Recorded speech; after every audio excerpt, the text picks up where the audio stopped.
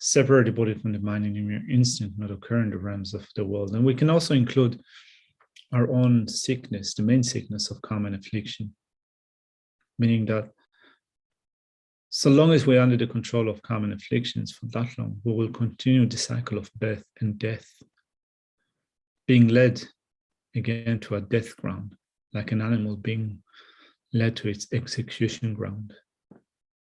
So may whatever sufferings you have from life-threatening diseases and from common afflictions, that like a butcher leading an animal in ourself to be slaughtered, separate the body from the mind in a mere instant, not occur in the realms of the world. May all embodied beings be unharmed by acute, chronic, and other epidemic diseases, the mere sons of whose names purify beings, as though they have been placed inside the mouth of Yama, the Lord of Death. May all embodied beings be unharmed by the 80,000 classes of interferers, the 360 evil spirits that harm silently, the 424 diseases, and so forth. May whatever sufferings there are due to disturbances of four elements depriving the body of mind of every happiness be totally pacified. And may the body and mind have radiance and power, be endowed with long life, good health, and well-being. By the compassion of the gurus and the three jewels, by the power of the dakinis, dharma protectors, and guardians, and by the power of the truth of the infallibility of karma and its results, may all these dedications and prayers be fulfilled. May all the diseases that sadden the minds of sentient beings are resolved from karma and temporary conditions, such as the harms of the grass spirits, illnesses, and the Buddhas not occur in the realms of the world. May whatever sufferings there are from life-threatening diseases that, like a butcher, leading an animal to be slaughtered, separate the body from the mind in a mere instant, not occur in the realms of the world. May all embodied beings be unharmed by acute, chronic, and other epidemic diseases, the mere sons of whose names terrify beings, as though they have been placed inside the mouth of Yama, the Lord of Death. May all embodied beings be unharmed by the 80,000 classes of interferers, the 360 evil spirits that suddenly, and the 424 diseases, and so forth. May whatever sufferings there are due to disturbances of the four elements depriving the body and mind of every happiness be totally pacified. And may the body and mind have radiance and power, be endowed with long life, good health, and well-being. By the compassion of the gurus and the three jewels, by the power of the dakinis, dharma protectors, and guardians, by the power of the truth of the infallibility of karma and its results, may all these dedications and prayers be fulfilled. May all the diseases that sadden the minds of sentient beings are resolved from karma and temporary conditions, such as the harms of the grass spirits, illnesses, and the Buddhas not occur in the realms of the world.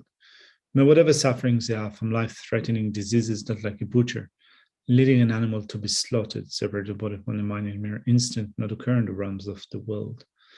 May all embodied beings be unharmed by acute, chronic, and other epidemic diseases, mere signs of whose names terrify beings, as though they have been placed inside the mouth of Yama, the Lord of Death.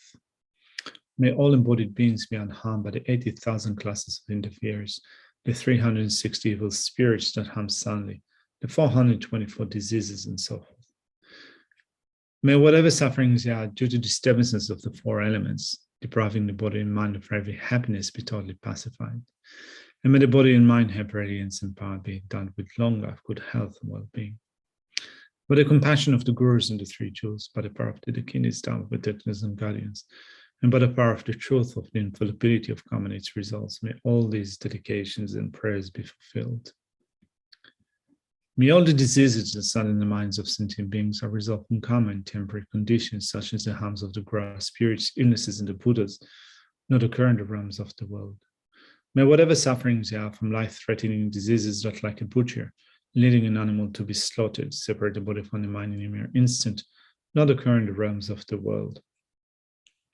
May all embodied beings be unharmed by acute, chronic, and other epidemic diseases, the mere sons of whose names terrify beings, as though they have been placed inside the mouth of Yama, the Lord of Death.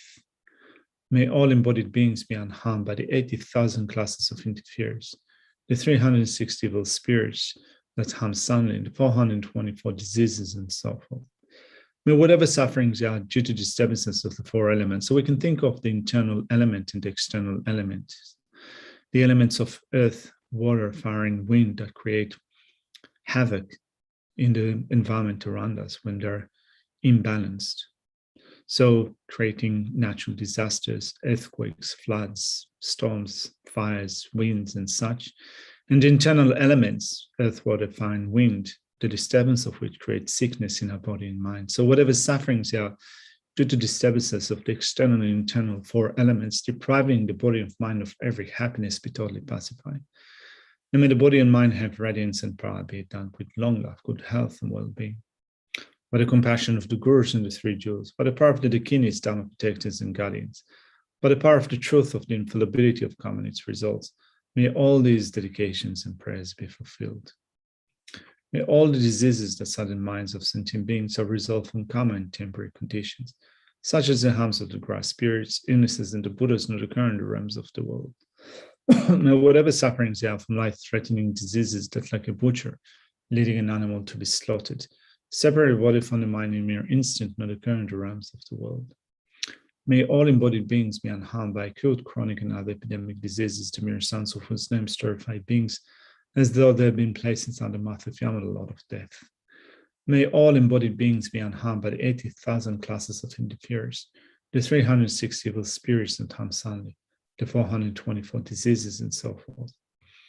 May whatever sufferings there are due to disturbances of four elements, depriving the body and mind of every happiness, be totally pacified. And may the body and mind have radiance and power, be endowed with long life, good health, and well-being. By the compassion of the Gurus and the Three Jewels, by the power of the Dakinis, Dharma protectors and guardians, by the power of the truth of the infallibility of karma and its results, may all these dedications and prayers be fulfilled. May all the diseases that sadden minds of sentient beings are resolved from karma and temporary conditions, such as the harms of the grass spirits, illnesses, and the Buddhas not occur in the realms of the world. May whatever sufferings there are from life-threatening diseases that, like a butcher, leading an animal to be slaughtered, separate the body from the mind in mere instant, not occur in the realms of the world. May all embodied beings be unharmed by acute, chronic, and other epidemic diseases, the mere sons of whose names terrify beings, as though they have been placed inside the mouth of Yama, the Lord of Death. May all embodied beings be unharmed by the 80,000 classes of interferers, the 360 evil spirits that harm Sanli, the 424 diseases, and so forth. May whatever sufferings there are due to disturbances of four elements, depriving the body of mind of every happiness, be totally pacified. And may the body and mind have radiance and power, be endowed with long life, good health, and well-being. By the compassion of the Gurus and the Three Jewels, by the power of the Dakinis, Dharma protectors and guardians, by the power of the truth of the infallibility of karma and its results, may all these dedications and prayers be fulfilled.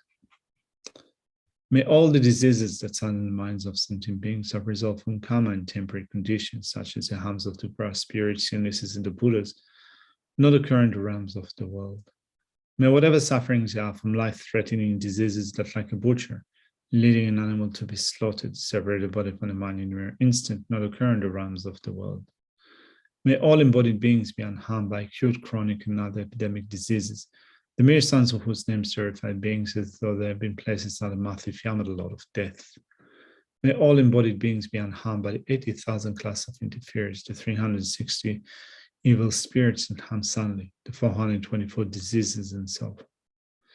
May whatever sufferings there are due to disturbances of the four elements, depriving the body of mind of every happiness, be totally pacified.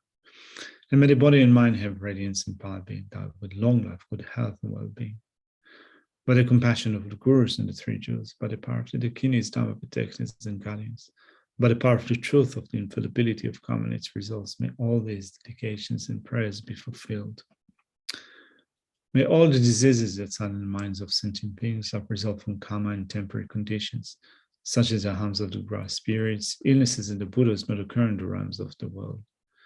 May whatever sufferings there are from life-threatening diseases that, like a butcher, leading an animal to be slaughtered, separate the body from the mind in a mere instant, not occur in the realms of the world.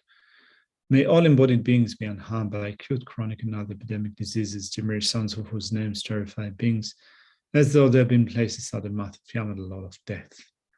May all embodied beings be unharmed by the 80,000 class of interferers, the 360 evil spirits that harm Sanli, the 424 diseases, and so forth. May whatever sufferings there are due to disturbances of the four elements, depriving the body of mind of every happiness, be totally pacified. And may the body and mind have radiance and power, be endowed with long life, with health and well-being. By the compassion of the Gurus and the Three Jewels, by the power of the Dakinis, Dharma protectors and guardians, and by the power of the truth of the infallibility of karma and its results, may all these dedications and prayers be fulfilled. So we'll do this prayer once more before I go into the dedication verses. So again, just before last time, we can correct the motivation as much as we can, sustaining positive motivation, aiming at attaining the highest enlightenment for the sake of all living beings, so that we can free all of them from suffering. May all the diseases that sadden the minds of sentient beings are resolved from common and temporary conditions, such as the harms of the grass spirit, illnesses in the Buddhas not occur in the realms of the world. May whatever sufferings there are from life-threatening diseases that, like a butcher, leading an animal to be slaughtered, separate the body from the mind in an instant, not occur in the realms of the world. May all embodied beings be unharmed by the acute, chronic, and other epidemic diseases, the mere sons of whose names terrify beings, as though they have been placed inside the mouth of Yama, the Lord of Death. May all embodied beings be unharmed by the 80,000 classes of interferers, the 360 evil spirits that harm Sangha, the 424 diseases, and so forth. May whatever sufferings there are due to disturbances of the four elements, depriving the body and mind of every happiness, be totally pacified. And may the body and mind have radiance and power, be endowed with long life, good health, and well-being. By the compassion of the Gurus and the Three Jewels, by the power of the Dakinis, Dharma protectors and guardians, and by the power of the truth of the infallibility of karma and its results, may all these dedications and prayers be fulfilled. So to conclude my session, I would like to dedicate whatever virtue, whatever positive thing we have accrued together. First of all, for the sake of all living beings that extend to the reaches of space, may we and all living beings without exception be able to generate wisdom, perceptually realizing emptiness, paired up with bodhicitta, the mind of enlightenment, and swiftly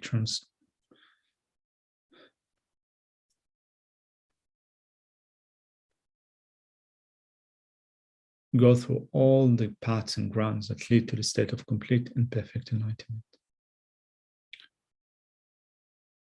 May all our gurus, His Honesty Lama Zopa Rinpoche, all the geshes in the FPMT organization, every Lama, every teacher living in our centers and in other centers, everyone that is working for the sake of living beings enjoy best of health, perfect conditions to be able to be of benefit to maximum living beings.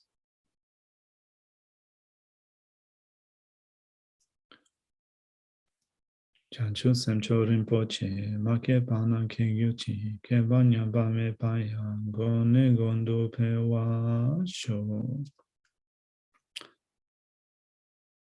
Thank you very much.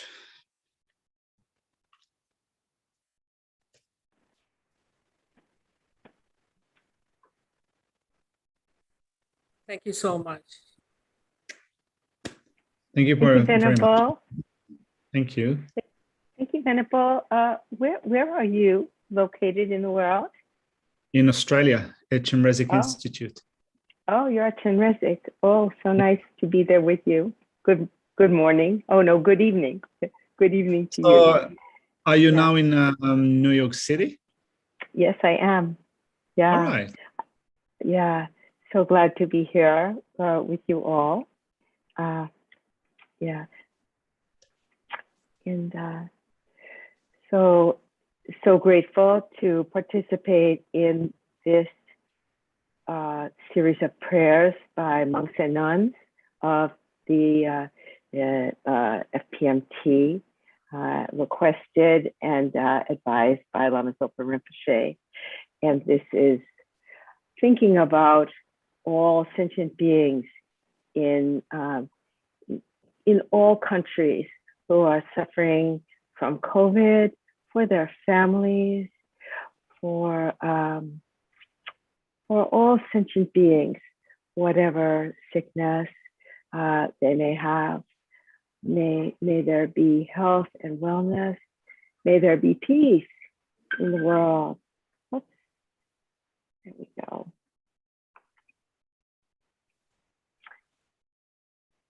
May all sentient beings, my mothers who are infinite like space, go for refuge to the precious Guru Buddha. We go for refuge to the Buddha, the Dharma, and the Sangha. We go for refuge to the assembly of Gurus, Yidams, and Dakinis. We go for refuge to the empty clarity of our own minds, the Dharmakaya. And again, We go for refuge to the Buddha, the Dharma, and the Sangha. We go for refuge to the assembly of gurus, yidams, and dakinis. We go for refuge to the empty clarity of our own minds, the Dharmakaya. And a third time, we go for refuge to the Buddha, the Dharma, and the Sangha. We go for refuge to the assembly of gurus, yidams, and dakinis. We go for refuge to the empty clarity of our own minds, the Dharmakaya. And now we'll spend just a couple of minutes reciting the Mani Mantra. I'll begin the recitation, but then please do at whatever pace is comfortable for you. And with whatever visualization is inspiring to you, all sentient beings surrounding us with Chenrezig on our heads, on all sentient beings' heads, emanating light. And if we have the empowerment, we can visualize emptiness and then arising as Chenrezig.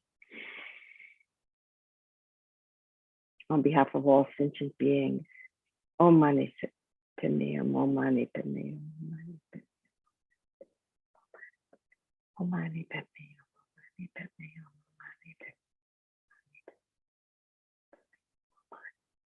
Om Mani Padme Hum,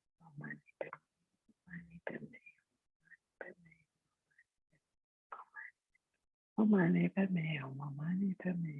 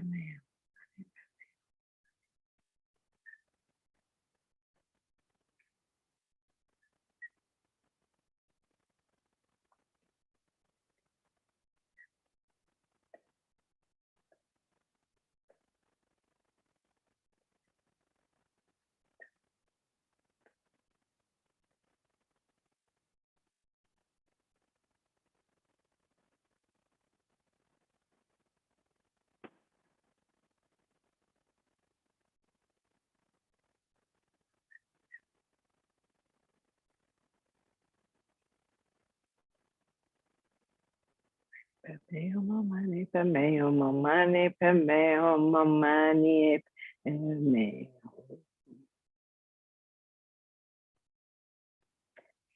And now we'll do a direct meditation on the graduated path.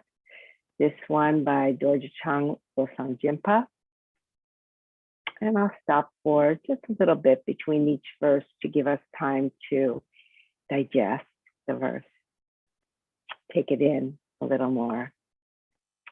Essence encompassing all the Buddhas, originator of all the holy Dharma of scripture and realization, principle of all the Aryas intending virtue, in the glorious holy Gurus, I take refuge.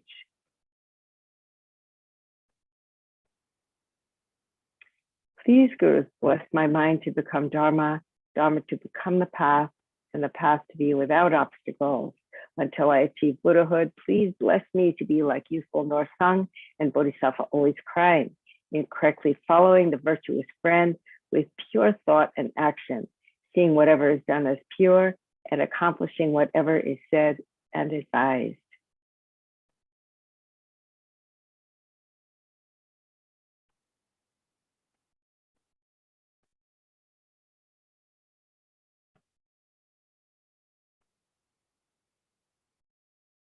Please bless me to see that this greatly meaningful body with freedoms and richnesses is difficult to find and easily perishes, that action and result are so profound, and that the sufferings of the evil-gone transmigratory beings are so difficult to bear.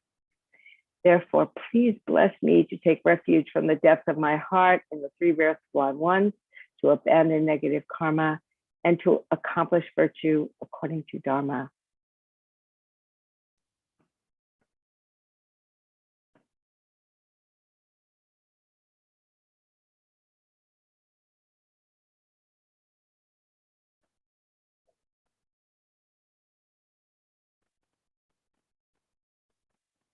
Independence upon that, even if I achieve the mere higher birth of a deva or human, I will still have to experience suffering endlessly in samsara because of not having abandoned and being under the control of the disturbing thought obscuration.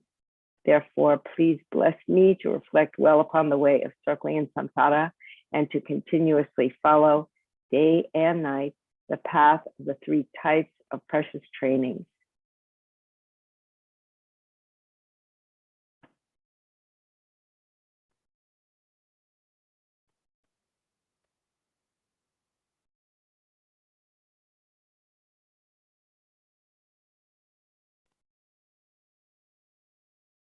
The principal method for becoming free from samsara. The principal method for becoming free from samsara.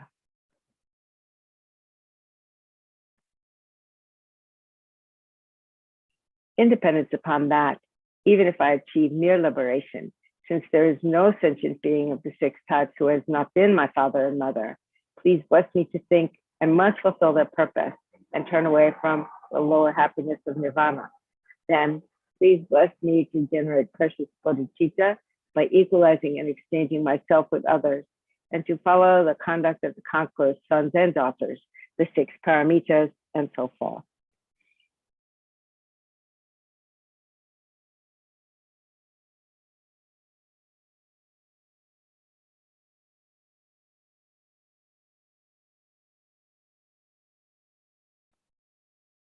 Having trained my mind in the common path in that way, I will not be upset even if I have to experience the sufferings of samsara for a long time. However, please bless me to look at sentient beings with extraordinary, unbearable compassion and to enter the quick path of the Vajrayana teachings. Then please bless me to protect my vows and samayas more than my life and to quickly accomplish the unified Vajradhara state in one brief lifetime of this degenerate time.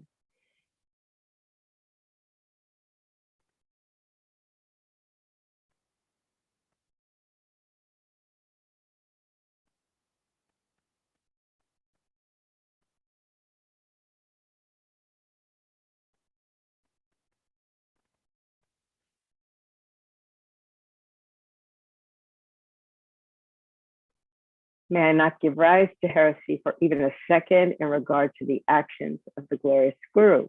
May I see whatever actions are done as pure. With this devotion, may I receive the Guru's blessings in my heart.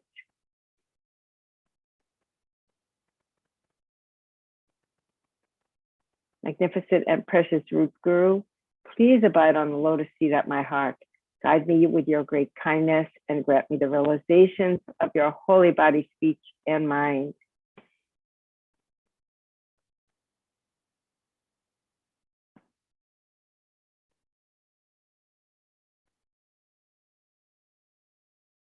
And now a verse from Kadampa Geshe Langri Tangpa's 8 verses of thought transformation.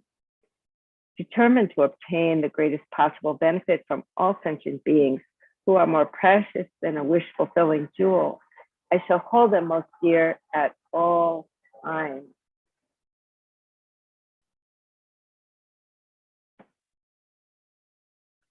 And a verse from Aryasura's prayer in 70 stanzas.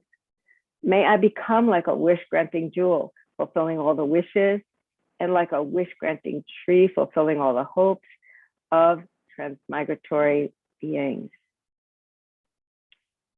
And now some verses from Shantideva's Guide to the Bodhisattva's Way of Life from chapter 10, some verses from chapter 3 and chapter 10.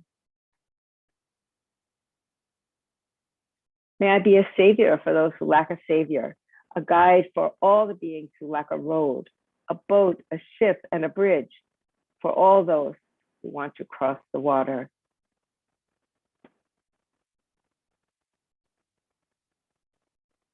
May I be an island for those who seek a safe shore of an island, a light for those who want a light, bedding for those who wish for bedding, and for all beings who desire a servant, may I become a servant of them all.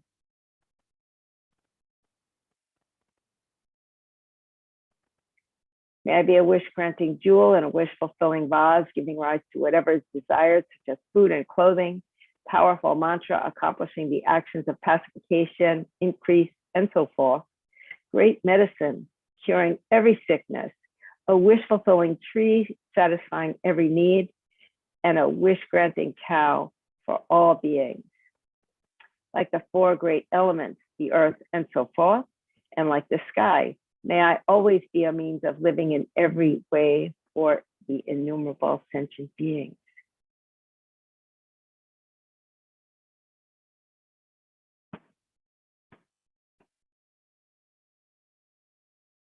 Likewise, may I be a means of living at all times and in all ways for the realms of sentient beings, equaling the extent of space until they attain this auralist state.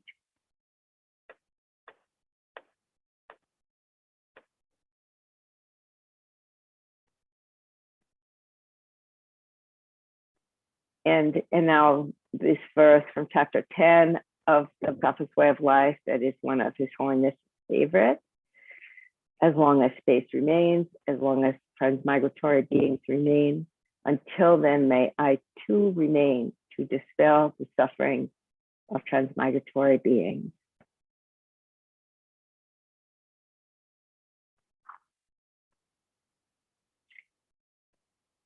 And now we'll move on to the Vajra speech of Mahasiddha Thangtong Gyalpo, the blessed prayer known as liberating Sakya from disease.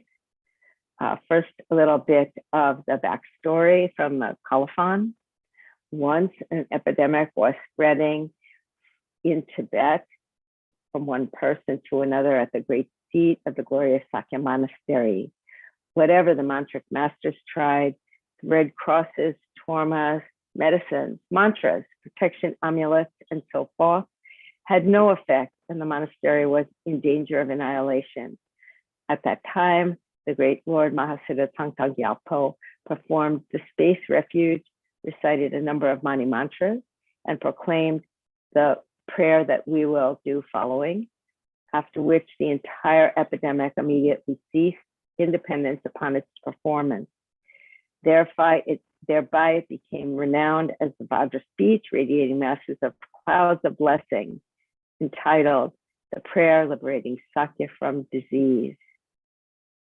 May it be so. All sentient beings, my mothers, where infinite like space, go for refuge to the precious Guru Buddha. In the actual prayer, may all the diseases that sadden the minds of sentient beings that result from karma and temporary conditions, such as the harms of graha spirits, illnesses, and the bhuttas, not occur in the realms of the world. May whatever sufferings there are from life-threatening diseases that, like a butcher leading an animal to be slaughtered, separate the body from the mind in a mere instant, not occur in the realms of the world. May all embodied beings be unharmed by acute, chronic, and other epidemic diseases, the mere sounds of whose names terrify beings, as though they had been placed inside the mouth of Yama, the Lord of Death. May all embodied beings be unharmed by the 80,000 classes of interferers, the 360 evil spirits that harm Sunny, the 424 diseases, and so forth. May whatever sufferings there are due to disturbances of the four elements, depriving the body and mind of every happiness, be truly pacified, and may the body and mind have radiance and power and be endowed with long life, good health, and well-being.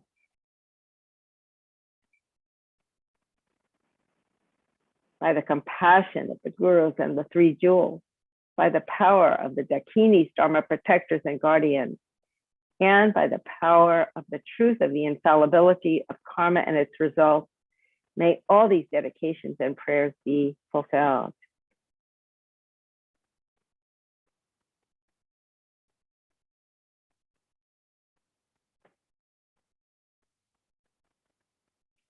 And now this beautiful prayer a second time. May all the diseases that sadden the minds of sentient beings, that result from karma and temporary conditions, such as the harms of graha spirits, illnesses, and the bhuttas, not occur in the realms of the world. May whatever sufferings there are from life-threatening diseases that, like a butcher leading an animal to be slaughtered, separate the body from the mind in a mere instant, not occur in the realms of the world.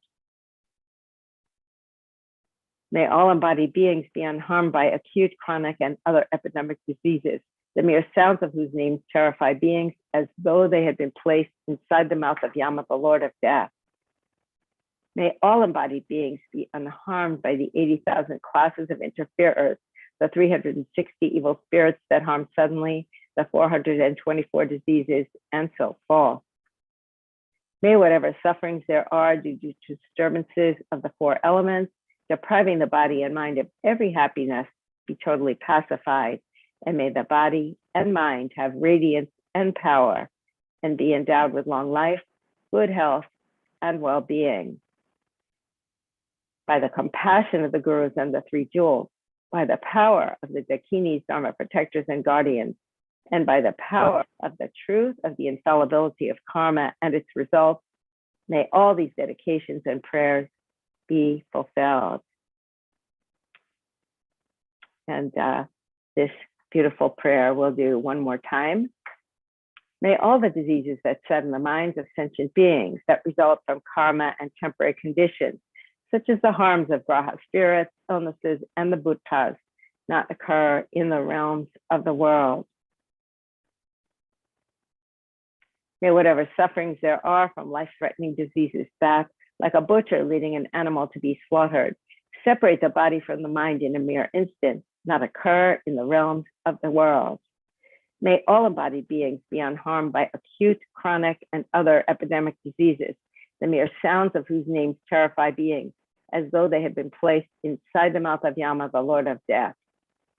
May all embodied beings be unharmed by the 80,000 classes of interferers, the 360 evil spirits that harm suddenly, the 424 diseases, and so forth.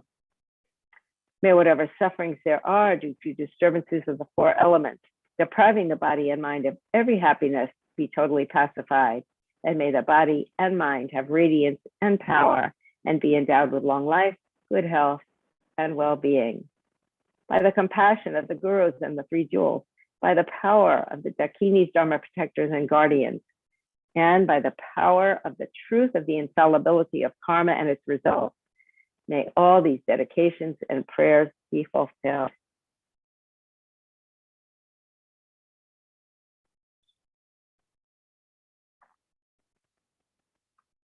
And I think that we have time for another prayer by Master Thangtong Gyalpo, this one called A Request to Pacify the Fear of Famine. And again, from the backstory or colophon, in Tibet, when a great fear of famine caused by bad harvest, frost, hail, and the like arose, the great Lord Mahasiddha Thangtong Gyalpo offered an alms bowl full of grain in front of the Gyalpo Rinpoche in Lhasa and made prayers. As a result of this, those endowed with the appropriate karma saw Arya Avalokiteshvara bringing down a rain of grain from the sky over the land of Tibet. This blessed Vajra speech also liberates all living beings from the sufferings of hunger and thirst. Having generated the mind aspiring to the highest supreme enlightenment in order to truly liberate all living infinite beings, you, the compassionate victorious one, completed the two accumulations. The assemblies of guiding Buddhas, Bodhisattvas, heroes, Prateka Buddhas, Gurus, Yinams, Dakinis, and Dharma guardians of the 10 directions, Yaksha wealth gods, the lords of treasures, along with your retinues. Think of these protectorless living beings of the degenerate times with love. And then, in order to truly protect these embodied beings who are tormented by the sufferings of hunger, thirst, and poverty, let fall a rain of whatever attractive enjoyments are needed: jewels, food, wealth, grains, bedding, and so forth, on this world's land of snows, on this world, on all worlds in the 10 directions. Please pacify the harms of the four elements: untimely wind, fire, drought, rain, floods, and so forth, and may nourishing grains from crops, harvests, and so forth ripen and increase like they do during the age of completion. By the force of having made extensive requests with strong entreaties through the force of love and compassion, may the eon of sickness, fighting, and famine be pacified, and may we possess a happy long life free from illness. Through the great compassion of the victorious ones and their children, and the force of the infallible truth of cause and effect, may the teachings of the victorious ones spread and increase, and may all living beings swiftly attain the highest enlightenment.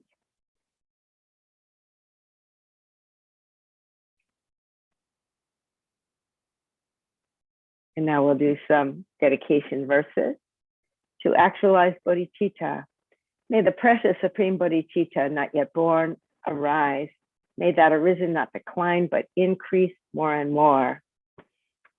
For the sick, for however many sick sentient beings there are, may they quickly be free from all sicknesses.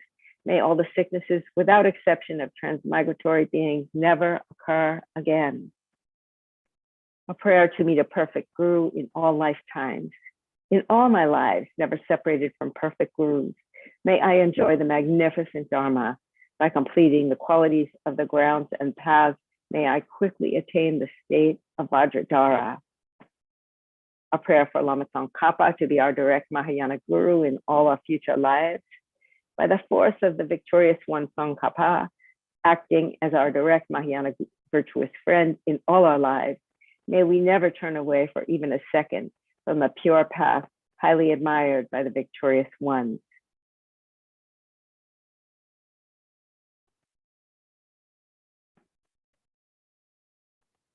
To cherish sentient beings more than myself. May I cherish all sentient beings like my own life. May I cherish them much more than myself. May all their negative karma ripen upon me, and may all my virtue ripen upon them. To abide in samsara for sentient beings, as long as any sentient being has not been liberated from samsara, may I abide in samsara to help them, even though I could achieve the highest enlightenment. And to dedicate in the same way as all past Buddhas and Bodhisattvas, I fully dedicate all these virtues to be able to train just like the hero Manjushri, who knows reality, and just like Samantabhadra as well. I fully dedicate all my roots of virtue with the dedication praised as the best by all the gone beyond victorious ones of the three times in order to have good conduct. And for the long life of His Holiness the Dalai Lama, the wish-granting, wish-fulfilling jewel, source of every single benefit and happiness in this world, to the incomparably kind Tenzin Gyatso, I beseech, may all your holy wishes be spontaneously fulfilled. And for the long life of Lama Zopa Rinpoche, you who uphold the most subduer's moral way, who serve as the bountiful bearer of all, sustaining, preserving, and spreading Manjunath's victorious doctrine, who masterfully accomplish magnificent prayers honoring the three sublime ones, Savior of myself and others, your disciples, please, please live long. And we'll seal the merits of this time we have spent together reciting prayers. Seal it with emptiness. Due to all the past, present, and future merits collected by me, the numberless Buddhas, and the numberless sentient beings who are completely empty of existing from their own side, may I, who am completely empty of existing from my own side, achieve the state of full enlightenment, which is completely empty of existing from its own side, and lead all sentient beings who are completely empty of existing from their own side to that state, which is completely empty of existing from its own side, by myself alone, who am completely empty of existing from my own side.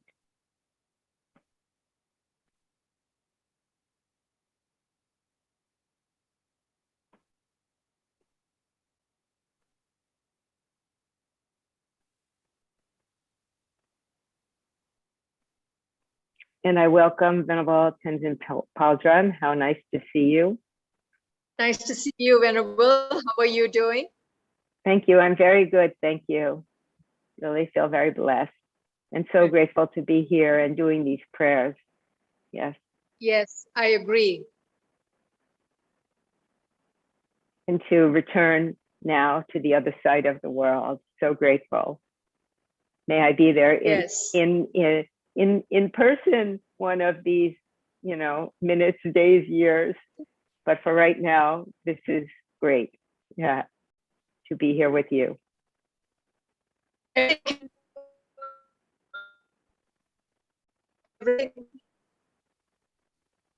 Let's see, I'm having it. There's a little bit of breaking up in your internet. Yeah. You know, I don't know. Our electricity is out and our internet is barely working. So I'm hoping this will come through, but we'll see. Yeah. Yes, and you know, and if it helps at some point, you might try turning off your camera, and you know. Yeah. Well, I don't have even an image to show, but I guess it goes. I don't know what they will show. Right. Yeah. Okay. Thank you. See you. Thank you. Thank you all. Welcome everybody to the next session of the prayerathon. My name is Thangtong Paldron, and I'm coming to you from the beautiful Tushita Gompa here in Dharamkot. We are very fortunate to be here in His Holiness's Mandala and to be part of this international prayerathon to fulfill the holy wishes of our holy teacher, Kyabje Lama Zopa Rinpoche.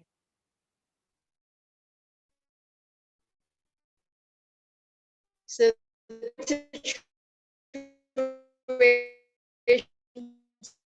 their best to go about their Onam, which is the New Year festival, the festival of the harvest, where we bring in the good and we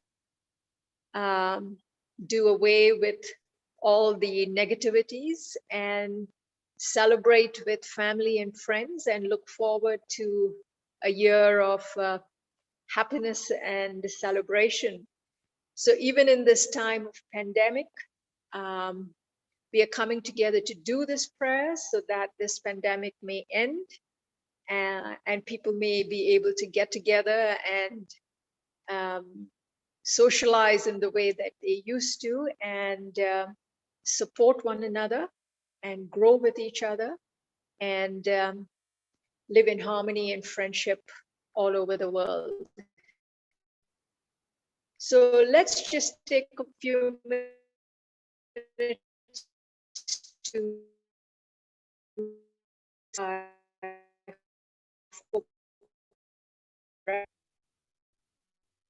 just focus on your inner. You can count as you focus on it.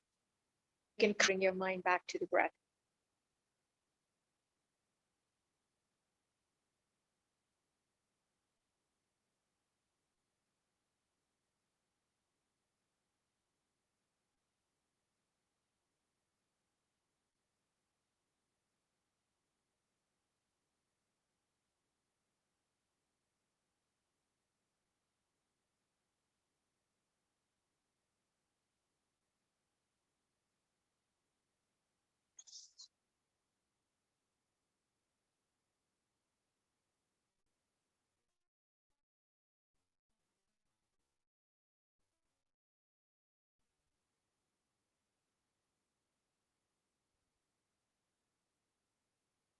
And if you notice your thoughts are coming up with mindfulness, simply bring it back to the breath.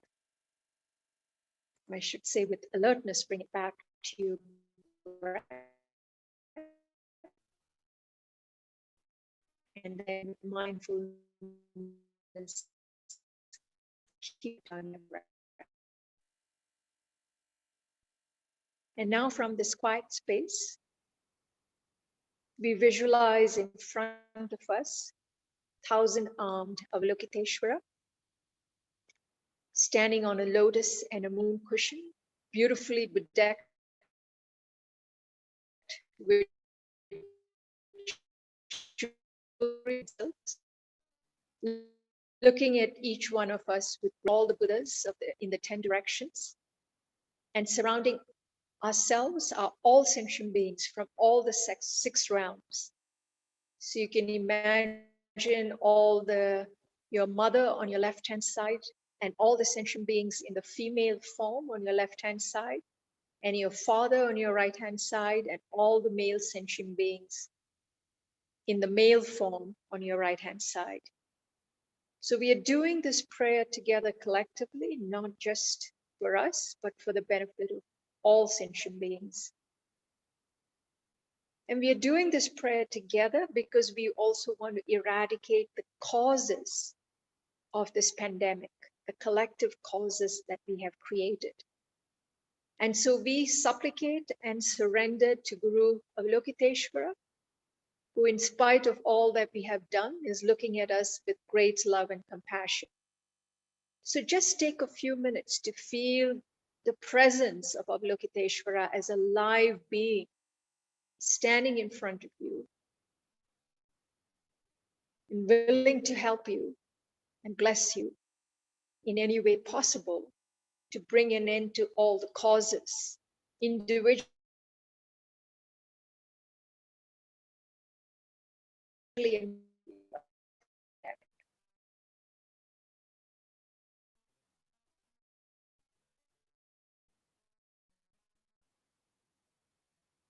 So take refuge 3 times by reciting the motivation section of the Thangtong Gyalpo Prayer.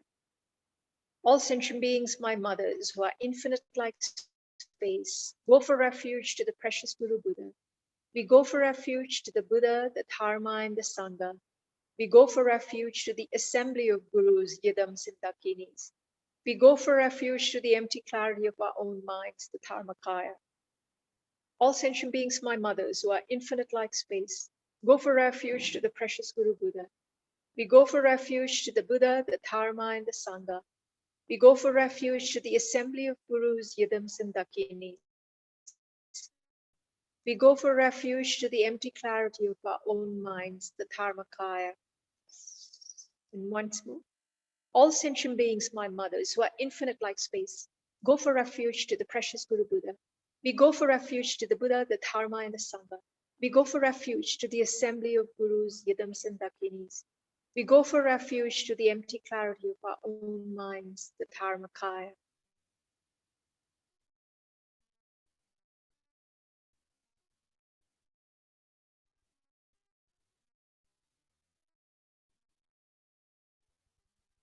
So now,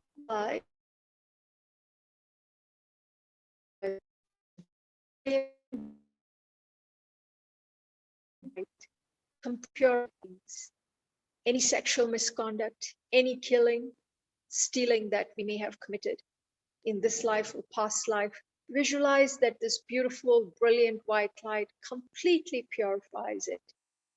And it removes all the negativities from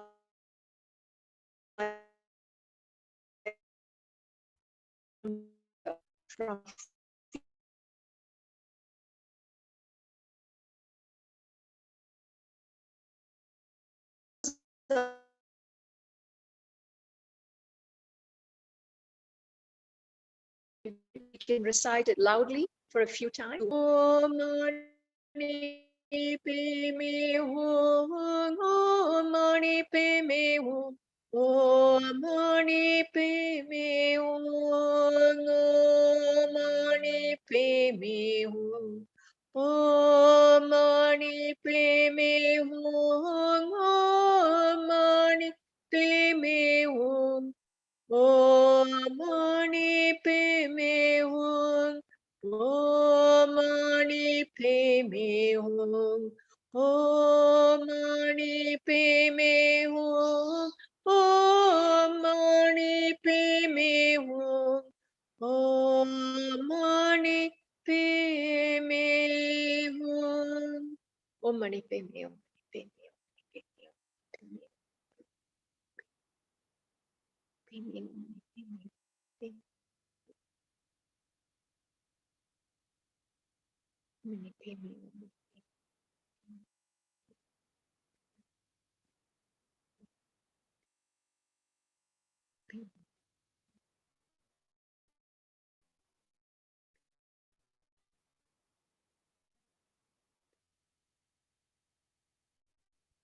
So just take a few minutes to feel like all the negativities of your body has been completely purified by the great wisdom and compassion of Guru Avalokiteshvara.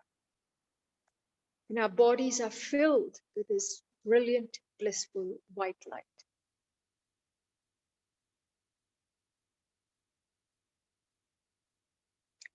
And now we turn to Guru Avalokiteshvara again, and we confess all the negativities that we have created through our speech, all the harsh words, all the divisive speech, all the idle gossip and the chatter, and the lying that we may have engaged in. We confess fully to Guru Avalokiteshvara, who in his great compassion and wisdom pours down this brilliant red light into each of our throats, completely purifying all the negativities of our speech that we have committed. And again, imagine that all these negativities come out from every body, and it comes out of feet like the Guru Avalokiteshvara. So let's do a round of Om Mani Padme Hum as we visualize this happen. Om Mani Padme Hum, Om Mani Padme Hum, Om Mani Padme Hum, Om Mani Padme Om Mani Padme Hum, Om Mani Padme Hum, Om Mani Padme Hum, Om Mani Padme.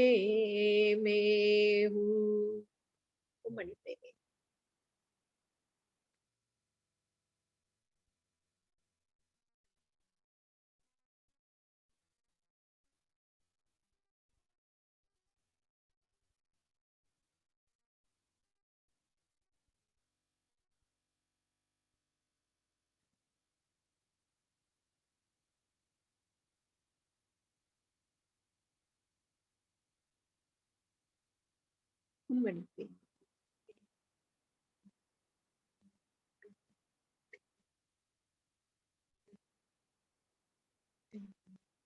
Om Mani Padme Hum. And so take a few minutes just to feel like your speech has been completely purified of all its negativities and turned into radiant, blissful speech.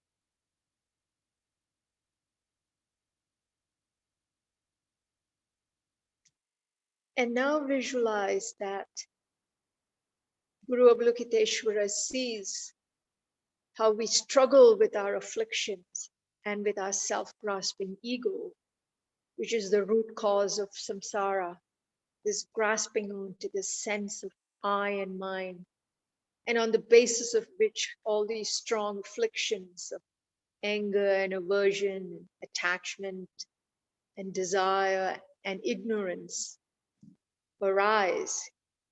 And so visualize that from this blue